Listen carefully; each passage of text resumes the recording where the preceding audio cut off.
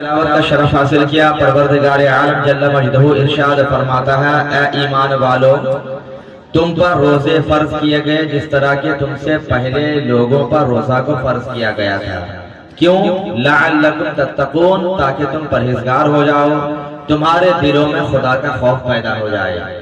حضرات، آپ کو معلوم ہے کہ ابھی شب برات کا مقدس مہینہ ہمارے درمیان جاری اور ساری ہے۔ کچھ ہی دنوں کے بعد ایک مقدس بابرکت مہینہ رونما ہونے والا ہے، جس کو تمام مہینوں کا سردار، تمام مہینوں میں سب سے افضل و اعلیٰ ہونے کا شرف حاصل ہے۔ اسی مہینے کو رمضان المبارک کہا جاتا ہے۔ دوسرے مہینے اپنے جگہ کسی نہ کسی خوبی کے حامل ہوتے ضرور ہیں، لیکن ماہ رمضان کے اندر اللہ تبارک و تعالیٰ نے کچھ ایسی خوبیاں ودیعت فرما دی، کچھ ایسی خوبیاں رکھ دی جو خوبی دوسرے مہینوں کے اندر موجود نہیں ہوتی ہے۔ رمضان المبارک کا مہینہ آتے ہی آپ نے بارہا نبی پاک علیہ السلام کی حدیث مبارکہ سنی ہے کہ اللہ تبارک و تعالیٰ اپنے فضل و کرم سے جنت کے دروازے کو کھول دیا کرتا ہے، جہنم کے دروازوں کو بند کر دیا جاتا ہے، اور سب سے بڑا اللہ کا کرم اور فضل یہ ہوتا ہے کہ ایک نیکی کے بدلے میں 70 نیکیاں بندوں کو عطا کی جاتی ہے۔ وہ مبارک، وہ مسعود مہینہ عنقریب ہمارے درمیان رونما ہونے والا ہے۔ لیکن آئیے ذرا دیکھیں کہ ہم نے اپنے آپ کو اس مبارک مہینے کے لیے تیار بھی کیا ہے، کہ ہم نے اپنے آپ کو پریپر کیا ہے کہ ہمیں رمضان کے روزے رکھنے ہیں، رمضان میں صدقات و خیرات کرنے ہیں، رمضان میں زکوٰۃ کی ادائیگی کرنی ہے، کہ ہم نے تیار کیا ہے۔ سرکار مدینہ کانفرنس منانے والوں سنو، آقا کریم علیہ السلام کا معمول یہ تھا کہ جب رمضان المبارک کا مہینہ آتا اس سے پہلے ہی آقا کریم علیہ السلام اس کی تیاری فرمایا کرتے تھے۔ جس طریقے سے آپ نے سنا ہوگا کہ اسلام کی بنیاد 5 چیزوں پر ہے، نماز ہے، روزہ ہے، حج ہے، زکوٰۃ ہے، کلمہ ہے۔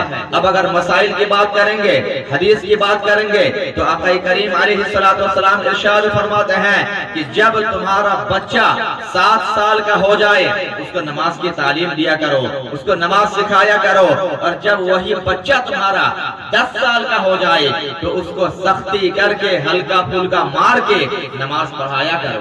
یہ نماز کے تعلق سے آقا کریم علیہ السلام کی پیاری پیاری حدیث پاک ہے۔ ٹھیک اسی طریقے سے رمضان کی تیاری کا مطلب یہ ہوگا کہ جس طرح سے حدیث پاک میں بچوں کو نماز سکھانے کی تعلیم دی جا رہی ہے، نماز سکھانے کی ترغیب دی جا رہی ہے کہ بچہ 7 سال کا ہو جائے تو بچے کو نماز سکھایا کرو، تعلیم دیا کرو، ٹھیک اسی طریقے سے جب آپ کا بچہ 7 سال 8 سال کا ہو جائے تو اس کو روزے کے پریکٹس بھی کرائی جائے۔ آپ یہ نہ سوچیں کہ ایک بیگ آپ کا بچہ 25 سال کا جوان ہو کر اچانک سے روزہ رکھ لے گا، ایسا کبھی بھی نہیں ہو سکتا ہے۔ انسانی فطرت یہ ہے، انسان کے باڈی اسٹرکچر میں رکھا گیا ہے کہ انسان جب کسی چیز کا عادی ہوتا ہے تو اسی کام کو بحسن خوبی انجام دیا کرتا ہے۔ اگر روزہ بچپن سے بچوں کو نہ رکھوایا جائے، پریکٹس نہ کرایا جائے، تو یہ بچے بڑے ہو کر روزہ بڑی مشکل سے رکھ پائیں گے، بسا اوقات رکھ بھی نہیں پائیں گے۔ پتا چلا کہ روزہ ایک جسمانی عبادت کا بھی نام ہے، ایک روحانی عبادت کا بھی نام ہے، لیکن اس کے لیے پہلے پریکٹس ضروری ہے۔ جس طریقے سے نماز بچپن سے سکھانے کا حکم دیا گیا، اسی طریقے سے روزہ بھی بچوں کو بچپن سے سکھا دیا جائے۔ آپ نے سماج میں دیکھا ہوگا، گھر میں چھوٹے چھوٹے بچے ہیں، لوگ کیا کہتے ہیں، ماں باپ کیا بولتے ہیں کہ بیٹا آدھا دن کا روزہ رکھ لو۔ حالانکہ روزہ آدھا دن کا تو ہوتا نہیں ہے، روزہ تو پورے دن کا ہوا کرتا ہے، لیکن گھر والے بچوں کو ترغیب دلانے کے لیے کہتے ہیں کہ آج کا تمہارا روزہ دوپہر تک کا ہوگا، پھر کل تمہارا روزہ دوپہر کے بعد سے لے کر شام تک کا ہوگا۔ تو یہ کیا ہے؟ یہ ساری چیز ایک پروسیس ہے، ایک پریکٹس ہے کہ جب بچوں کو بچپن سے 7-8 سال کی عمر سے یہ بتایا جائے گا کہ بیٹا تم مسلمان ہو، تم ایک اسلامی گھرانے میں پیدا ہوئے ہو، تمہارے اوپر نماز بھی فرض ہوگی، روزہ بھی فرض ہوگا، لہٰذا ابھی تم جوان ہو رہے ہو، ابھی تم بڑے ہو رہے ہو، آج سے روزے کے پریکٹس کر لو۔ آج اگر تم آدھا روزہ رکھو گے، آج اگر تم پونا روزہ رکھ لو گے، کل انشاءاللہ تبارک و تعالیٰ ایک ایسا بھی دن آئے گا کہ تم بالغ ہونے سے پہلے مکمل روزہ رکھنا سیکھ جاؤ گے۔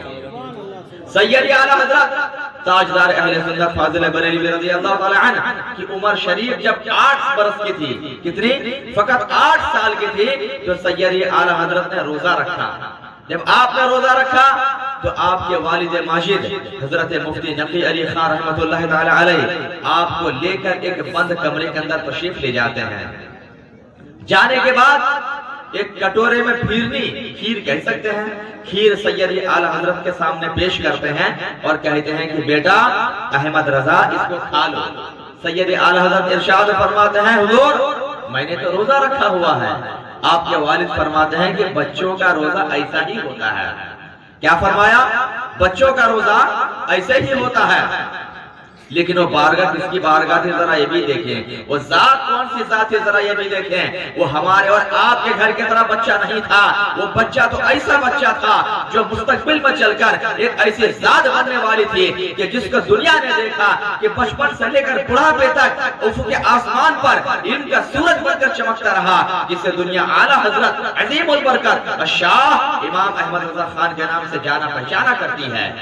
وہ کہتے ہیں کہ ٹھیک ہے کہ بچوں کا روزہ ایسا ہوتا ہے، لیکن ابا ہم نے تو روزہ رکھا ہے، ہم روزہ کیسے توڑ دیں؟ آپ فرمانے لگے کہ میں نے دیکھو دروازہ بھی بند کر دیا، کوئی دیکھنے والا نہیں ہے، لو تم پھرنی کھا لو ورنہ کمزور پڑ جاؤ گے۔ لیکن سید اعلی حضرت کا خوف خدا دیکھیں، عشق رسول دیکھیں۔ آپ فرماتے ہیں کہ حضور میرا عقیدہ تو یہ ہے، میرا ماننا تو یہ ہے، کوئی دیکھے نہ دیکھے میرا پروردگار عالم ضرور دیکھ رہا ہے۔ اگرچہ آپ نے کمرہ بند کر دیا ہے، کوئی دیکھ نہیں رہا ہے، لیکن ہم نے تو یہی پڑھا ہے، ہم نے تو یہی سنا ہے کہ جہاں سب کی آنکھیں بند ہو جاتی ہے، کوئی دیکھ نہیں پاتا ہے، وہاں پروردگار عالم کی نگاہ قدرت دیکھ لیا کرتی ہے۔ میرے سید اعلی حضرت 8 سال کی عمر میں مکمل روزہ رکھتے ہیں، 8 سال کی عمر میں، اور ساتھ ہی ساتھ اس کو توڑنے پر راضی بھی نہیں ہوتے ہیں۔ کیوں؟ ان کے دل میں اللہ کا خوف تھا کہ اللہ دیکھ رہا ہے۔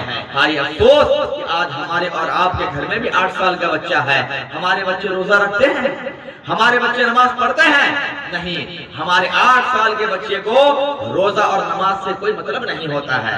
ہاں اتنا ضرور آتا ہے ہمارے بچوں کو کہ فری فائر کیسے کھیلنا ہے، واٹس ایپ میں اسٹیٹس کیسے لگانا ہے، ریل کیسے بنانا ہے۔ افسوس کی بات ہے مسلمان گھرانے کا 7 سال کا بچہ، 10 سال کا بچہ جس کو نماز سیکھنا چاہیے، جس کو روزہ سیکھنا چاہیے، جس کو باپ کے ساتھ مسجد میں جا کر سجدہ کرنا چاہیے، جس کو دادا کے ساتھ مسجد میں جا کر افطار کی پارٹی میں شامل ہونا چاہیے، وہ یہ سب نہیں سیکھتا ہے۔ لیکن بے حیائی ذرا دیکھو، چھوٹا سا بچہ ہوتا ہے ناشتہ ہوا نظر آتا ہے، چھوٹی سی بچی ہوتی ہے ناشتی ہوئی نظر آتی ہے۔ آج بچوں کو نچا نچا کر ریل بنائے جا رہے ہیں، بچوں کو تماشا بنا کر کے اسٹیٹس لگائے جا رہے ہیں۔ میرے عزیز یہ مسلمانوں کی شان نہیں ہے، تم مسلمان ہو، سرکار مدینہ کانفرنس منانے والوں نبی کی سنت کو فالو کرو، نبی کی زندگی کو دیکھو۔ میرے نبی نے ارشاد فرمایا سب سے بہترین زندگی وہ زندگی ہوگی جو رسول اللہ کی سنت کے مطابق گزرا کرے گی۔ تو رسول کی تعلیم یہی ہے۔ میرے مصطفیٰ نے بہت پہلے فرما دیا تھا کہ جب بچہ جوان ہونے لگے، بڑا ہونے لگے، تو اسے شریعت کے مسائل بتائے جائیں، نماز روزہ سکھایا جائے۔ آج ہمارے بچے ان چیزوں سے بہت دور، اور جس سے دور ہونا چاہیے اس سے بہت قریب نظر آتے ہیں۔